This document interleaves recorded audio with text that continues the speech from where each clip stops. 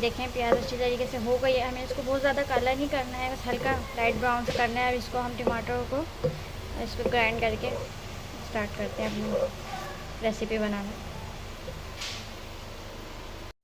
मसाला हमारा अच्छी तरह हो रहा है, जब तक हम इसमें सारे मसाले डाल लेते हैं। मैंने आपको बताया था जैसे कि मैंने हल्दी, मिर्च, नमक और पिसा हुआ धनिया लिया है। सारे मसालों को एक साथ इसमें डाल के अच्छी तरीके से मसालों को भूनेंगे।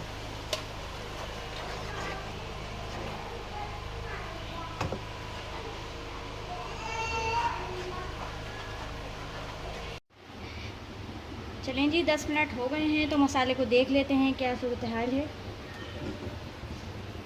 माशाल्लाह मसाला काफ़ी अच्छे तरीके से भून गया है और इसमें सारा जो ऑयल है वो ऊपर आ गया है।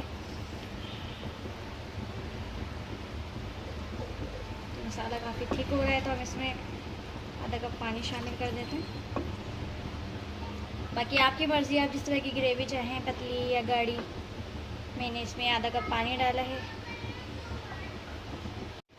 हमने इसमें आधा कप पानी डाला है। आधा कप पानी डालने के बाद हम इसमें थोड़ा सा इंतज़ार करेंगे कि इसमें एक उबाल आ जाए, ताकि कच्चापन ना रहे। फिर हम इसमें अंडे डालेंगे। चलिए जी, शुरू करते हैं अंडे डालना। तो अंडों को पहले इस तरीके से एक आप अलग से प्याली ले लें। प्याली में इस तरीके से अंडे निकाल के बिस्मिल्लाहिर्रहमानिर्रहीम इस तरह से आप एक एक करके डालें।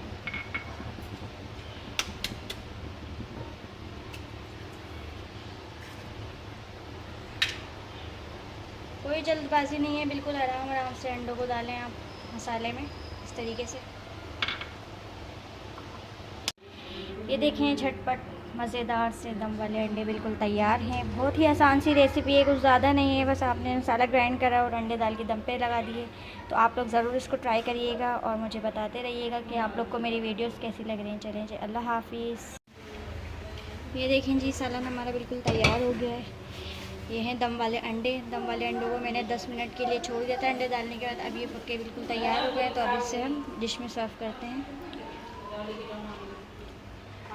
आखिरी काम इस पर यह है कि हम इसमें थोड़ा सा गरम मसाला डालेंगे, बिल्कुल ज़रा सा।